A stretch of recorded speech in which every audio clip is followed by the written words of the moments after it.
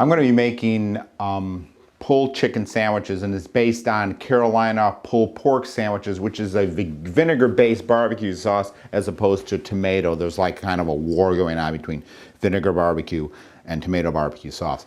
The difference between this is obviously the big thing is we're going to be using chicken as opposed to pork, and when you do pulled pork with barbecue, that means the meat is rubbed and then smoked for 6 to 8 hours. We're going to utilize the rub and the thing called the mop, which is the sauce, with our chicken, but ours is only going to take 6 to 8 minutes. So let's get going. I have a pot here. I'm going to set this on, on like low. I'm going to pour a little chicken stock, some beef stock in there, maybe about a good half a cup. And then what we're going to do is I'm going to bring my items over here. What I've gone ahead and done is I've gone to my supermarket and got a rotisserie chicken. I picked all the chicken off of it. This is what the bird looks like from the store. I've already done all that work. We're going to take the chicken, we're going to put it in with our stock, and then into that we're going to add, this is some chili powder, some paprika, some brown sugar,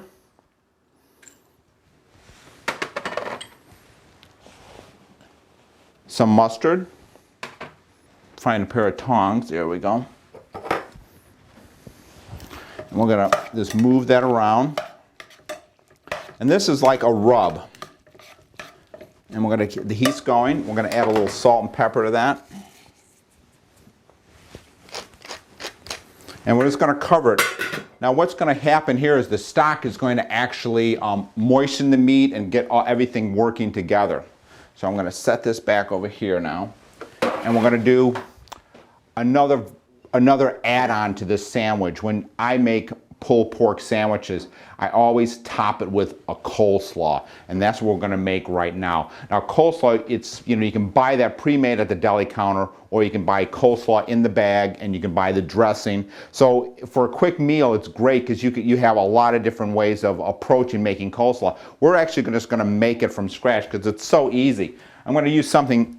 It's called a box grater. I'm going to take this over here. I'm going to set that there, and you just go at it. You just kind of just grate the cabbage. Now you can use a food processor if you like, but this is, if you notice, this is relatively easy, especially if you work quickly like this. And you want to get maybe you'll get about, this is a third of a head of cabbage, and you'll get about a good 4 cups. Then you want to take an onion. Oh, I didn't have that one unwrapped. And then you want to grate the onion. And now the best thing about wearing glasses when you're working with onions is because it keeps the onion juices from getting in your eyes. Because what actually happens is that the sulfur from the onion mixes with the salt water in your eyes, and you get like a mild acid solution. That's actually why it burns. So we're just going ahead, and we just grate a few more, almost grate a carrot. Let's check on this. I'm going to turn that up just a little bit, get that going. Okay, now we're going to take our bowl, and we're just going to dump. That's what I'm looking for, my bench scraper. It's kind of like slipped underneath there. And there you go. See, now that just puts right in the dishwasher. Very, very quick to clean. So what we're going to do now, we're going to add our ingredients to this. I have some vinegar and some sugar. And we're going to get a spatula and kind of mix that together. My mother swore by this technique. And I must admit, she definitely made better coleslaw than I ever could. And then we're going to add, this is some celery seed. And this is some garlic powder. This is some prepared mustard, or actually stone ground mustard. And we have some mayonnaise. So pretty quick and easy dish.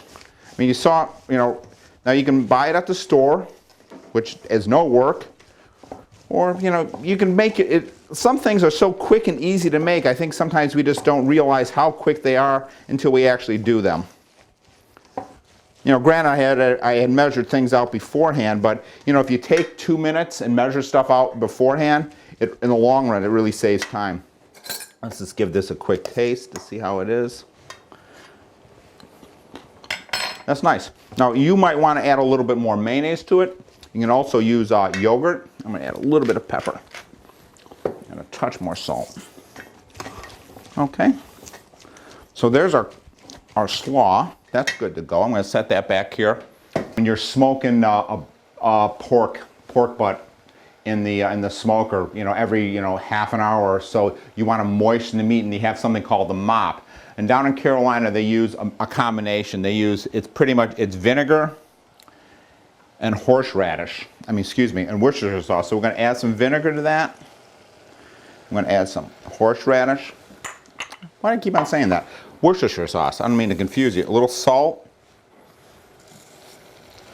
and some pepper. And so, I mean, if the vinegar sauce doesn't really appeal to you, at this point you could add your typical tomato barbecue sauce that you get at the store if you have a favorite brand, or if you like to make that yourself. So we're just gonna get that a nice stir.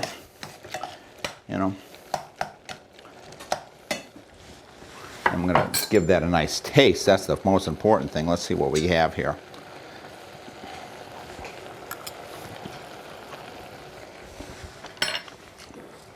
Another pinch of salt, and another couple grinds of pepper. Okay, so give it a final taste.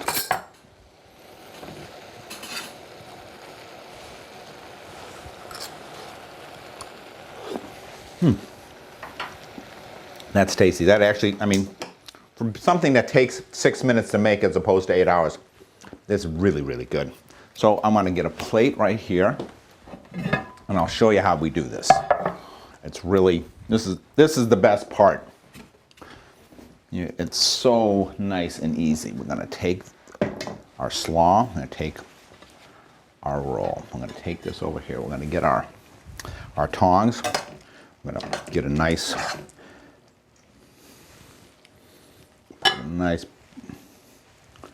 right there on that, and then you go over here. I'm going to get now that spoon's too small. Let me get a nice one out of here. This is my favorite plating spoon. I used to use it at the restaurant. Then you just take some coleslaw and you just kind of like slide that on there. And that's how I like eating it. Now you can have the coleslaw to the side if you'd like, but it just the creaminess of the coleslaw melds with the tanginess of the chicken. You get a great meal. So with that, let's break bread together.